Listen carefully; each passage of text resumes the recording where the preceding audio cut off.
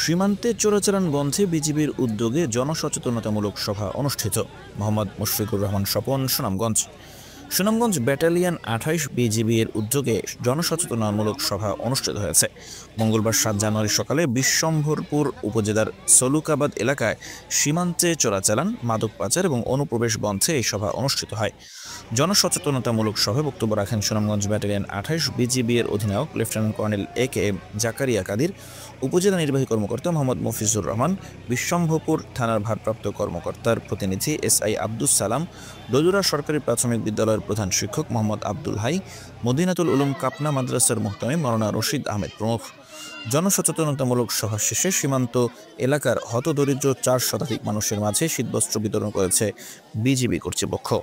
আমাদের এই অল্প সংখ্যক সদস্য দোদুরা এবং চিটাগাঙ্গি বিএনপিতে যারা আছে, তো ২৪ ঘন্টা যখন তারা ডিউটি করে, তাদের কিন্তু অনেক প্রতিকূলতা পেরিয়ে এই ডিউটি অনেক কষ্টসাধ্য হয়ে পড়ে।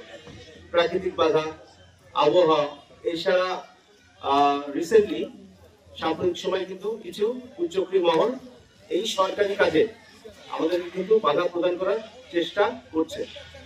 তো আমি বলতে চাই, এই অবৈধ কাজ, অবৈধ অনুপ্রবেশ আমরা না করি এবং মাদকদ্রব্য নিয়ন্ত্রণ করার জন্য এবং চোরাচালান রোধকল্পে আপনাদের সহযোগিতা একান্তভাবে কাম্য। আপনাদের সহযোগিতা ছাড়া আমরা কিন্তু আসলে এই অপারেশন এবং এই সীমান্ত অপরাধ কিন্তু দমন করতে পারবো না। তো শেষে বলতে চাই, আমরা সবাই যারা এখানে আছি, আমরা সহজ এবং সুন্দর সাবলীল জীবনযাপন করতে চাই। আমি কিন্তু আপনাদের এলাকারই লোক, তাই না? আমাদের এলাকার আমি আপনাদের নিজের লোকই মনে করি। এখন আমরা আসলে বিভিন্ন কারণে বিভিন্ন অনৈতিক এবং অবৈধ পেশায় লিপ্ত হয়ে যাই। তো আপনাদের সাহায্য সহযোগিতা ছাড়া আমরা কিন্তু একা করতে পারবো না। তো সেই ক্ষেত্রে আপনাদেরকে সচেষ্ট হওয়া লাগবে এবং আমরা বিভিন্ন সময় কিন্তু বিভিন্নভাবে বিভিন্ন এলাকাতে বিভিন্ন ত্রাণ এবং উপকরণ, মাছ ধরার উপকরণ থেকে শুরু করে অন্যান্য জীবিকা নির্বাহের জন্য উপকরণ সরবরাহ করেছি।